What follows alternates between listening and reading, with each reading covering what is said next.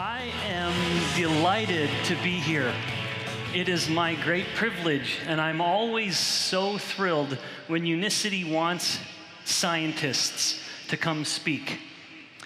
And that really is reflective of how much Unicity cares about what you know about health. Well, as I've spoken about before, every time you've ever heard me speak, I always speak about the body and metabolism and metabolic health, because that's my forte. As a scientist, that's what I study. Every day, I think about how the body can be healthier with metabolic function.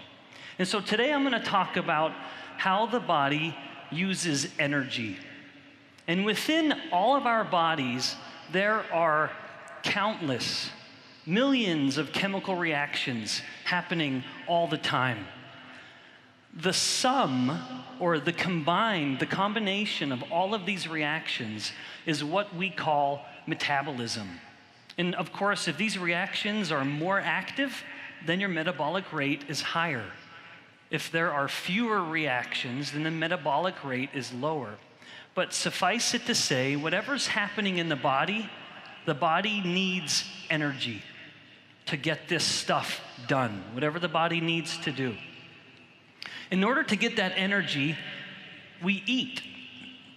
And we have three main parts of our diet. These main parts are called the three macronutrients. And feel free to take notes in case I give you a test at the end. So these three macronutrients, you've seen them before: carbohydrates, proteins, and fats. These are the main parts of our diet. Now, to be fair, only two of these are really used as fuel: carbohydrate and fat. Protein, on the other hand, is really more of a building block. We're made of protein. It's what's giving our body the structure that it needs to work, to move. So, I don't want to talk more about protein at the moment. We're going to talk more about that this afternoon. And because I only want to talk about fuel for the body, let's put protein to the side for now and focus on carbohydrate and fat, the two sources of energy that our body uses all the time. Whether we use fat or carbohydrate for fuel in our bodies depends on the hormone insulin. And insulin is a small little hormone that flows through our blood, and it determines what energy the body is using. And so, how does the food we eat affect insulin?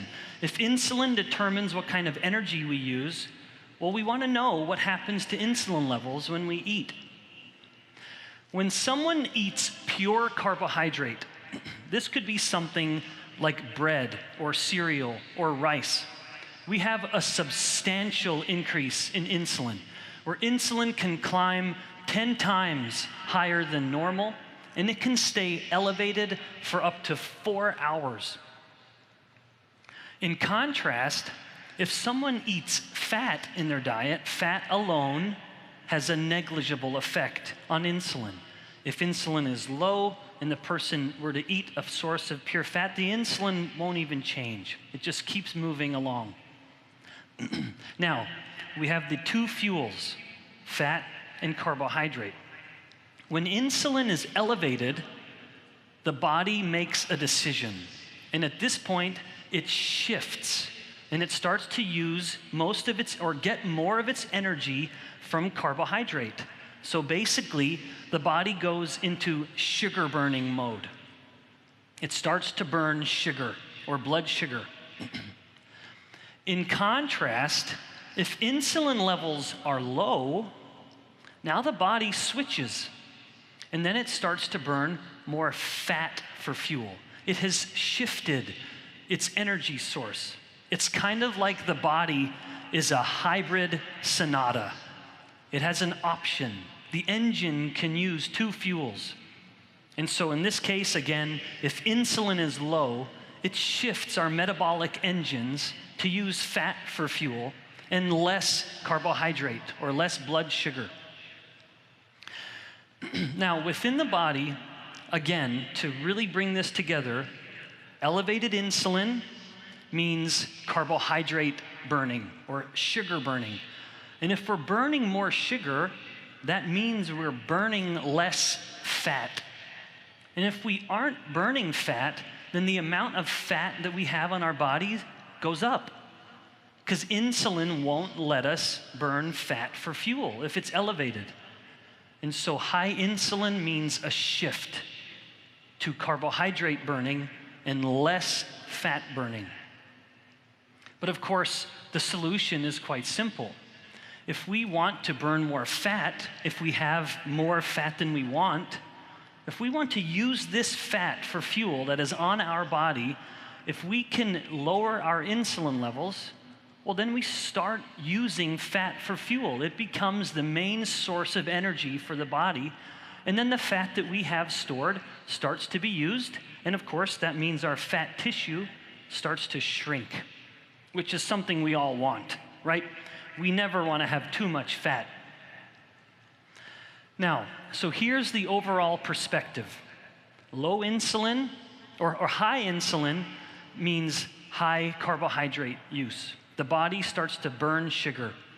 And if insulin is too high for too long, it creates something called insulin resistance. You've heard me speak of this before. I've talked about it at a previous global convention. It's the topic that I focus on the most. The reason I care about insulin resistance, and the reason I want you to care about it, even though you might not care about insulin resistance right now, it's because you don't know it like I do. Insulin resistance can cause almost every chronic disease.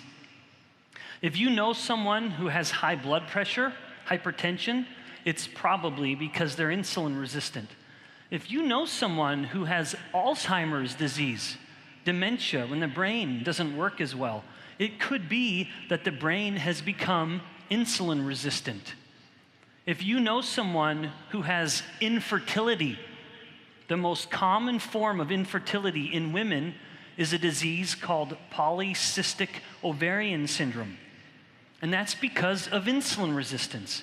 The insulin disrupts the normal hormones that allow a woman to be fertile. And there are many other disorders that are all a result, including some cancers that are connected to insulin resistance. So here, insulin resistance is either the cause or making every one of these disorders worse. So if you fear chronic disease, you should be fearing insulin resistance. Now, what happens when someone eats carbohydrate? Of course, insulin climbs. And that means the body starts to burn carbohydrate for fuel. That makes sense. If you eat the carbohydrate, the body wants to use carbohydrate. And insulin is what tells the body to do that. In contrast, if someone eats fat in their diet, fat alone helps insulin stay low. And so what fuel does the body use? Well, then the body will use fat for fuel. This concept of being able to switch between fuel sources is a situation that we scientists call metabolic flexibility. The metabolic engine in our body is able to switch between these two fuel sources. If it's getting carbohydrate, it burns it. If it's eating fat, it burns the fat. Now, unfortunately, metabolic flexibility is the goal. We all want to be able to use fat and switch between them, just like a hybrid engine in a car. Unfortunately, what happens more and more today is that a person eats more than a little bit of carbohydrate. They eat so much refined starch and sugar all the time that it pushes the insulin levels up all the time. And insulin essentially gets stuck in a high position. And if we keep insulin high, it's stuck. We're eating carbohydrate. The moment the person wakes up, and every 2 hours later, they eat more refined starch and more sugar. So insulin is elevated almost every moment of the day. So insulin gets stuck in a high situation. That means the body gets stuck in sugar burning mode. Because insulin is chronically elevated, we're never letting the body switch to burning fat for fuel. We're stuck as sugar burners where we don't want to be. And of course, if we're only burning sugar in our blood for fuel, or mostly sugar, that means our body fat is never getting used for fuel. And so what starts to happen? Well, it starts to climb. We aren't able to use this fat for fuel. So this situation, when the body can't switch to burning fat, is metabolic inflexibility. We've lost the ability to switch between sugar burning or carbohydrate burning and fat burning. We need that flexibility to be healthy. And of course, the solution in this case is simply to start to reduce the carbohydrates. So if we take away some of the carbohydrate, we allow the insulin to come down, and that means we can start using body fat for fuel. Now, one thing I've learned as a professor, and I teach 20-year-olds, and so I have to find clever ways to teach my students at my university. One of the ways I teach my students effectively is that I use analogies. So let's look at this lesson in a slightly different way.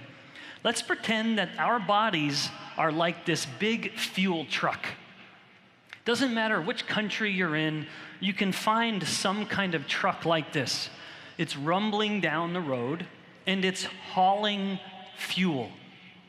Now, this truck actually has two fuel sources, or two areas of fuel. Can you see them? One is very big and obvious, and one is not. Now, when this truck is driving down the road, when it starts to run out of fuel, it has to stop and fill up.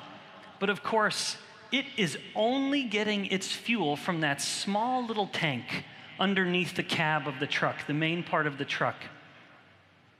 But can you see the problem? It's relying on that small little fuel tank, but it has all of that fuel that it's carrying around. But the truck can never access it. It can't use that fuel, even though it's hauling it around. This is just like our bodies. We have a little bit of fuel in our bodies stored as carbohydrate. Not too much, enough to get through about a day. But we have, even in a person who's lean and is not overweight, we have about 100 times more energy in our body stored as fat. All that stuff that we can jiggle and pinch. We are carrying this fuel around, but we never use it.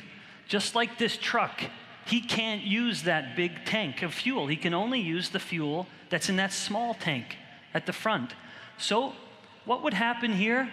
We need to put some new connections in this truck so that he could not just use the fuel from the small tank, but start to use the big fuel. And insulin is the key. If insulin is low, that means this truck can stop only ever burning the fuel from the small tank, and it can start using all of the fuel that it's hauling around. This is just like our bodies. Lower insulin means we can use the big source of fuel. Now, like I'd said a moment ago, as a professor, I like to show this in different ways. I want to teach you this concept, this lesson, in one different way. And to do this, let's watch a video.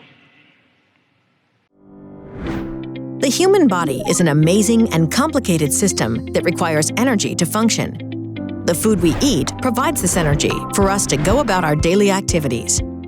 Our food is made up of 3 primary macronutrients: protein, carbohydrate, and fat.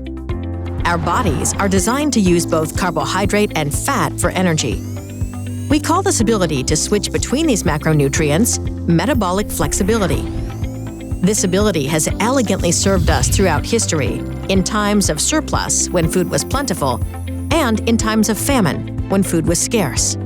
However, today, because of the way we eat, most of us find ourselves perpetually in surplus. we've become better at storing energy than using energy. This reality has changed the way our bodies function, leading to an astronomical increase in poor metabolic health around the world. So, how does this happen, and how do we stop it? After consuming carbohydrates, our bodies convert that food into glucose, a simple sugar that travels through our bloodstream. As glucose enters our bloodstream, the hormone insulin increases and acts as a gatekeeper to our cells, opening the cellular door, allowing glucose to enter and be used either for immediate energy or stored for later use. This combination of glucose and insulin results in quick energy delivery throughout our bodies. If there is extra glucose in our bloodstream, insulin helps our bodies store this excess glucose in our fat cells so we can access it later. When our bodies need energy and don't have any food handy, it tries to turn to these fat cells for energy. As long as insulin levels are higher, the stored energy is locked in fat cells. As insulin comes down, the cells are unlocked, and we can start using our stored fat as energy. Healthy metabolic flexibility is based on our body's ability to use glucose for energy at certain times and using fat for energy at other times. When we have increased levels of insulin more often than not, we prevent switching from glucose burning to fat burning. This is where our natural metabolic flexibility breaks down. Our bodies need constant fuel. After all the glucose in our bloodstream has been distributed and the energy from stored fat is not easily accessible because of the presence of insulin, we begin to feel sluggish, hungry, and start craving more food.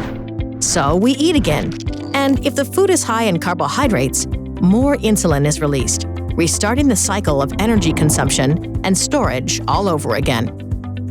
Our bodies remain constantly saturated in insulin. Insulin takes a toll on our bodies. We age faster and can begin to develop insulin resistance, which can lead to metabolic disorder and weight gain. So, how do we stop this cycle and return to our natural state of burning both carbohydrate and stored fat? Unicity has studied and created products to help us achieve better metabolic health. By following a few simple principles, we can better activate the ability to access the extra fat we carry around and use it for energy and to improve our overall metabolic health. The Unicity Principles include prioritize protein, fuel with fat, and control carbohydrates. Protein is critical in building and maintaining healthy muscle and bone, and most people don't get enough. Often, hunger and cravings sabotage the most well-intentioned health plans. Fat also has no insulin response and digests more slowly than carbohydrate, helping us feel fuller longer. By limiting carbohydrate consumption and focusing on less refined carbohydrates, we allow insulin levels to fall, which enables metabolic flexibility, allowing our bodies to access fat stores to provide the energy required to function. In addition to following these principles, our bodies need time to allow insulin levels to recede. Unicity recommends a form of intermittent fasting we refer to as 4-4-12. By waiting 4 to 6 hours between breakfast and lunch and dinner, and waiting 12 to 16 hours between dinner and breakfast with no snacking in between, we can give our bodies the time needed to get into what we call the fat-burning zone. The fat-burning zone, or FBZ, is the time when insulin is low and our bodies use stored fat, not glucose, as energy. People report a number of benefits from maximizing their time in the fat-burning zone, including reduced cravings for unhealthy foods, improved focus and concentration, more mental and physical energy, improved skin appearance, in addition to healthy weight and body composition. Unicity has created several products that reinforce and support these principles, making it easier than ever to activate optimal health. So now you know, our bodies are amazing and complex metabolic machines, and now that we are equipped with the right activating principles, we can be on our way to returning to a healthier, metabolically flexible state. I hope you enjoyed that video. I just think it is spectacular. It conveys all of these ideas in a lovely, accurate way. Now, let me introduce one new concept in this talk, and I hope that you're still taking notes. Stay off your phones. Pay attention. If the body has low insulin for a prolonged period of time, that means it's really burning high levels of fat. You know that by now. Low insulin means high fat burning. Now, within the body, something very interesting starts to happen when it's been burning a lot of fat for a long time.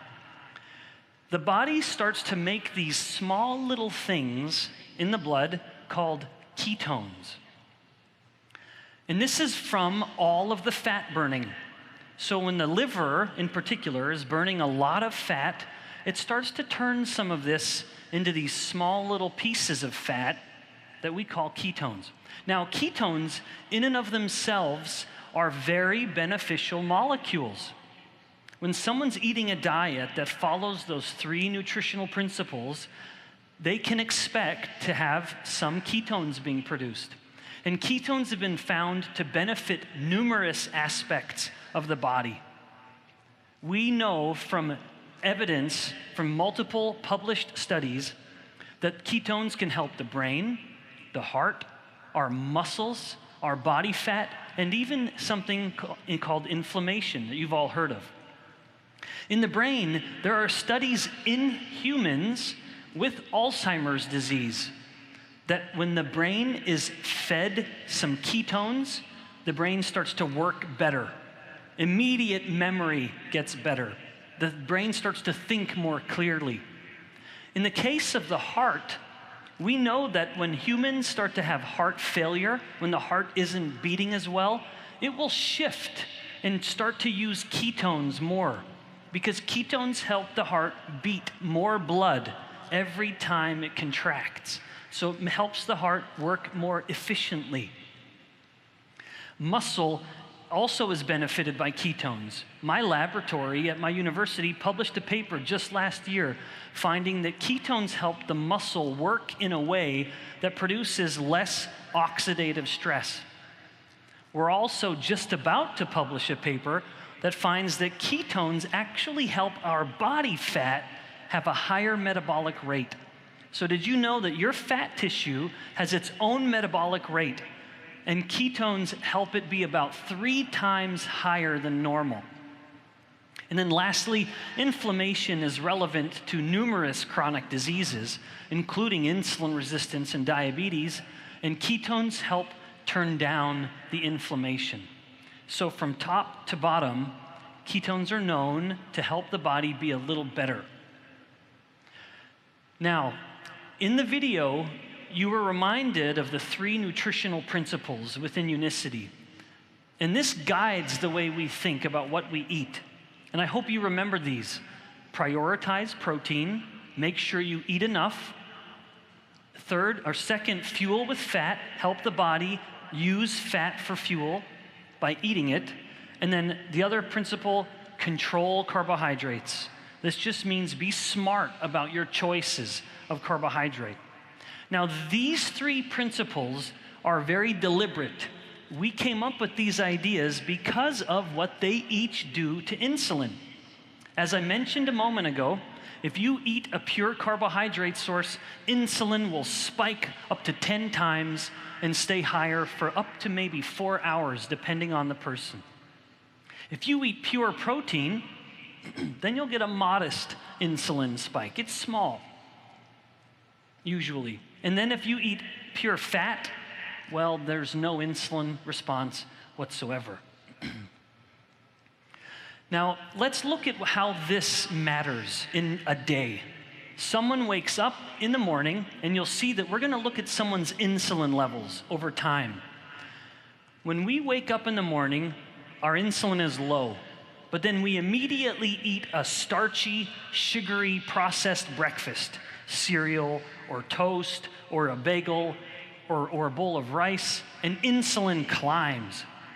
And then it comes down, and right about when it's coming down, a few hours later, well, then it's time for lunch, and we eat a starchy or sugary lunch, a sandwich or yogurt, something with too much sugar in it or starch, and we bump insulin up again. And then right when insulin's coming back down, we bump it up again with a starchy or sugary dinner. Now, what happens, of course, when insulin is low is that the body has these brief moments of fat burning. Because remember, the body can only burn fat if insulin is low. And so we have these brief moments of fat burning. And you'll see that it's a little bigger in the morning. And of course, that's because insulin has had more time while we sleep to come down. And so we wake up in the morning and we're in a little higher fat burning than we will be for the rest of the day. Now, this is in a good situation. This is assuming that the person is waiting 4 hours between breakfast and lunch, 4 hours between lunch and dinner, and then waiting 12 to 16 hours between dinner and breakfast the next day. That's the good way to do it, to give your body periods of time in the day to burn fat. Now, let's mix things up a little bit. Rather than start the day with a high carbohydrate breakfast, what if someone instead were to focus on the 2 other macronutrients? Rather than eating a high carbohydrate, what if they were focusing more on fat and protein, the 2 macronutrients that have little or no effect on insulin? Well, that would mean the low insulin, when the person woke up, gets to stay low all morning. And that, of course, means that that little bit of fat burning that was happening in the morning, well, it's bigger than it was before. We're giving the body more time to have low insulin, and of course, that means the fat-burning flame just gets a little bigger. Now, let's take it one step further. What if, in addition to breakfast, we also swap out a lunch? And we mix both breakfast and lunch to follow the 3 nutritional principles within Unicity science. Well, now in this case, when insulin was low in the morning when they woke up, insulin can stay low all day until maybe the carbohydrate-heavy breakfast, or dinner rather, that we eat with our family or our friends. Of course, what that means is all day from the moment we wake up, we're fanning the flames of fat burning. So that little bit of fat burning that's happening when we wake up, it gets bigger and bigger and bigger. Every hour of the day that we allow insulin to stay low, we keep turning on the fat burning. We let it just keep raging, which is a great way to help our body fat stay at a healthy level or get to a healthy level. Now, let's look at that last meal for just a second. This is how I live my life. As a father, husband, scientist, professor, I do this every day. Dinner time is the most social meal for me because I sit with my family and I eat dinner with my wife and my beautiful children, who are sometimes very naughty, but they're always very cute. So we're eating our dinner, maybe more carbohydrate. Well, we look at that insulin bump, and can you think of a nice way to help that insulin bump be a little smaller? Well, Unicity has some good ways with the BIOS Life or the BIOS 7. If you precede the carbohydrate meal with the fiber, well, then you take that big insulin curve, that insulin bump, and you just bring it down. You help that insulin spike be smaller than it would be otherwise. And so you just help the fat burning keep going. Now, in conclusion, as your temporary teacher and professor, I hope that you've learned a couple things. One, when you eat refined carbohydrates and sugar, your insulin levels will spike. That will mean the body must switch to sugar burning mode. That's the fuel you will use. Eat refined starches and sugars, you become a sugar burner because of insulin. In contrast, when you focus on fat as a fuel source in your diet, insulin comes down, and now you can start burning fat for fuel. And remember the key, the critical component in helping the body learn to burn fat for fuel and glucose or sugar for fuel is what insulin is doing. High insulin means sugar burning. High fat, or low insulin rather, means fat burning. I hope you've been able to learn something useful on metabolic fuel and how to be the healthiest you can. Thank you so much for listening.